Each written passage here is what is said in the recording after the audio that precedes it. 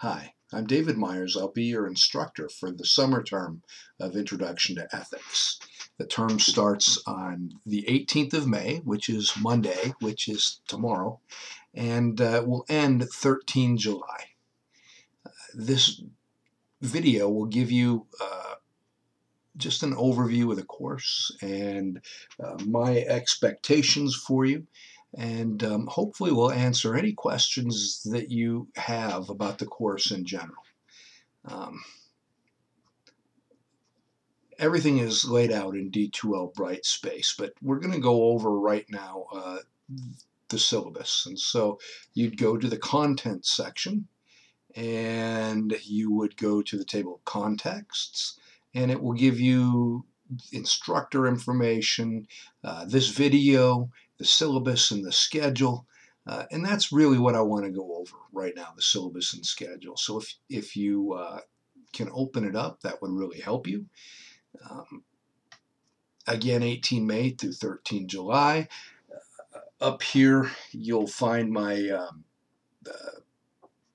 email address. You could click on that, and you'll also find my cell phone number. Feel free to use either email me, text me, or call me if you have any questions or problems. This course is really intense. 8 weeks. You're going to be covering quite a bit of material in that period. And so I want you to feel free to call me, text me, or email me with any questions that you might have.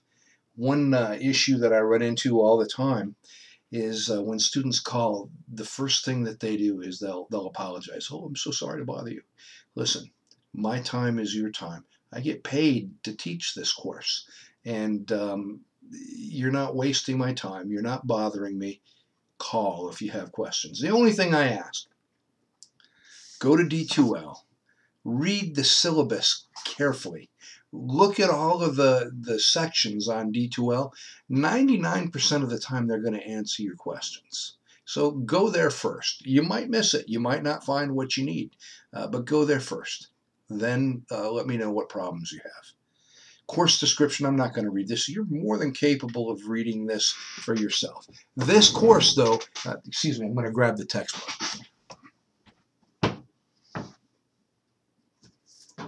This course that you're taking is a philosophy course, Introduction to Ethics. Ethics is one of the sub-branches of philosophy, and so the reading is difficult. You know, the reading is difficult. One thing that I see a lot of on the discussion boards are people complaining about the difficulty of the reading. Please don't. This is a college course. It's a philosophy course. Of course, the reading is difficult. It's 3 units, and so find anything else to talk about. But please don't go on and on about, well, I found the reading to be boring. I found the reading to be dry. You know, it is what it is. This is your textbook. You may have this textbook instead, or you might have an earlier version. Any of them will work. The only difference is going to be the pagination, but any of them will work. I am assuming that you're still using the 11th edition. Thoreau died 5 years ago. How they are still coming up with new editions is beyond me, but this is the 11th edition. I started using this in the 9th edition. They've already come out with the 11th point A edition. It's very similar. They just changed some of the language that's used. Thoreau likes to give his opinion, and he'll use words like "I think," and they've taken that out of the 11th. What is this? The updated and expanded 11th edition. Whatever. Whichever version you have, you're going to be able to make it work. Now, you might be saying to yourself, oh my gosh, I don't have the book yet. What am I going to do? Well, I have scanned the first 4 chapters. You will find them on D2L Brightspace. And so now you need the textbook. So if you don't have it yet, order it. Get it on Amazon, get it at the bookstore. Doesn't make any difference, but you do need it. I'm not going to scan more than, the first 4 chapters in. I'm not allowed to do that. But they're there for you should you need them. So let's see. We have the course description, measurable course outcomes. You can read that yourself. One important area that we need to discuss is methods to assess competence. There's required reading, there are exams, a writing project, a term paper, exercises for review question, and discussion boards. That is how the course is set up. Now, if you took this lecture, we would use video. Someday, I'm going to figure out how to put some videos into the course. Right now, it tells me they're copy protected, and I'm unable to do it. There are 2 videos I really, really, really like to use. One of them is Animal Farm, and what I have here, is the old cartoon version. I find it to be better than the more modern the more modern live action film. And then I like to use Dr. Strangelove. I think both are excellent tools, but thus far I've been unable to get them copied. So, required reading, exams, a writing project, exercise for review questions, and discussion boards. And we'll talk more about each and every one of these things, but let's move on. I've already showed you the textbook. The proctor, you don't need one. You don't need the lockdown browser. You don't need a proctor. You're on the honor system. This is an ethics course, and so I expect you, to not cheat. If it somehow comes to my attention that you have cheated, you fail. You're out of the course. I'm not sure how that would come to my attention, but don't cheat. The tests are open book exams. You may use your textbook, but you may not use your notes, and there's a reason for that, and we'll get to that. But first, course assignments. Reading, 10% of your grade. Now, later on in the syllabus, I think on page 4, will give you a reading and assignment schedule. It tells you, by the 8th of June, you need to have read chapters 1 through 4, and you need to have completed all the work for that section.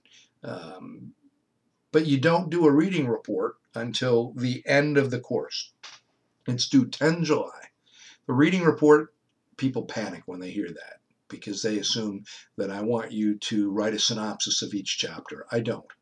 All I want is for you to, in the Dropbox, place a document that says I, your name, have completed blank percentage of the reading. So if you complete, 100% of the reading, you get 10 points. If you complete 3% of the reading, you get 0.3 points. It's up to you. Just be honest. But you do need to know that what you tell me you've read, that is what you get. So if you tell me you've read 20%, you only get 2 points.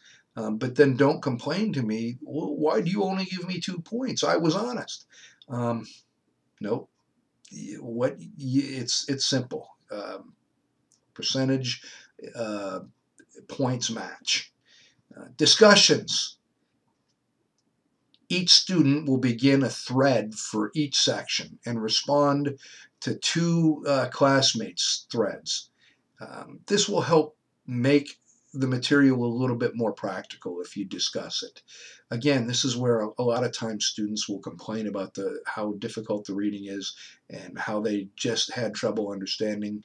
I don't want to see that, but comment on whatever you find interesting.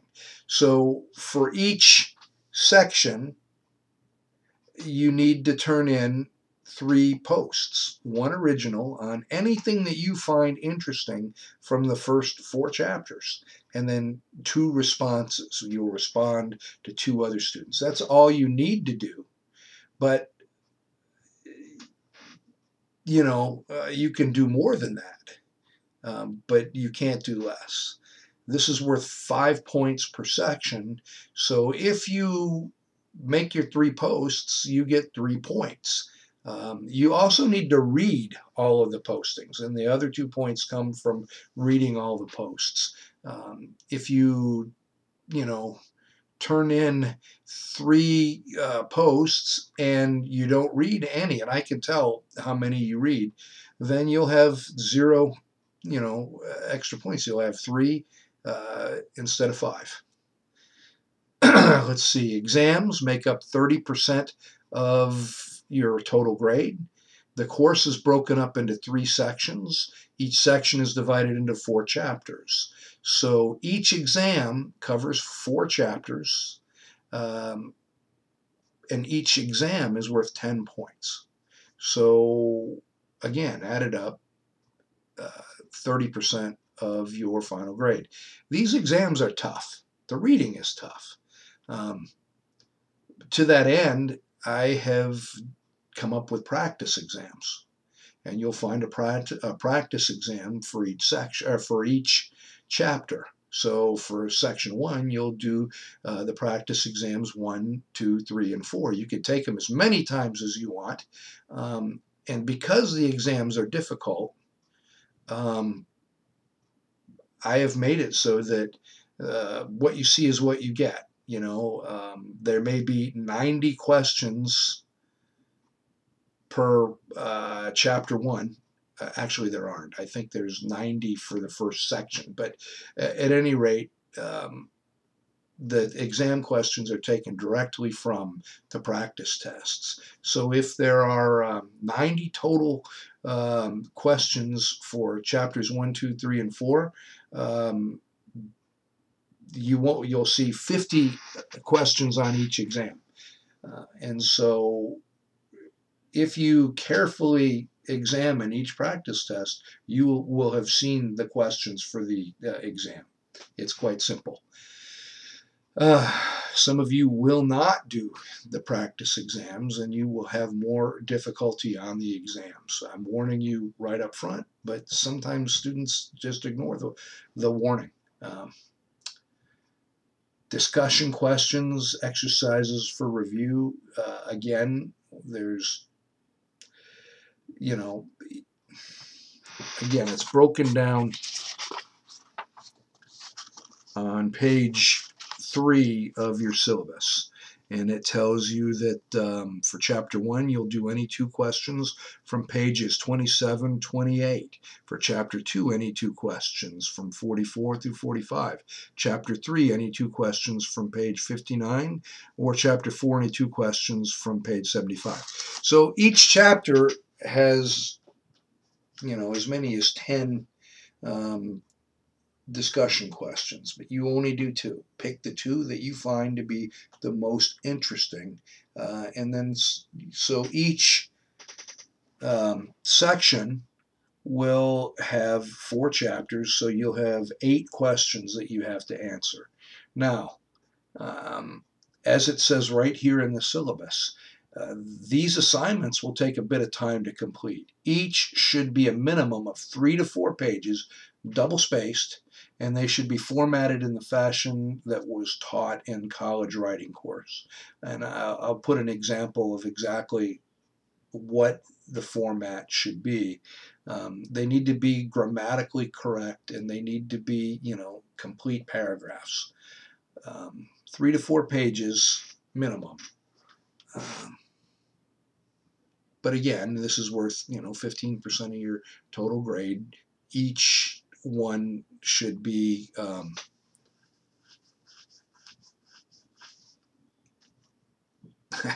sorry, my mind is wandering. Just take your time and do the best that you can, and then I will grade it, make some comments, and if I think you need to add more, I'll say that, and I'll give you the opportunity to fix them, revise them, and turn them back in. Let's see. And then the writing project. Dun, dun, dun. The student is to write a term paper on an ethical topic covered in the course at some point, except on abortion. Can't write on abortion. I have read so many papers over the years on abortion. I just don't think that I can take another one. Anything else, though, is fair game. It doesn't necessarily have to be covered in the text. An ethical topic is an ethical topic. I see a lot of gun control. I see a lot of right now, one of the hot topics is inoculations, immunizations. Are they ethical?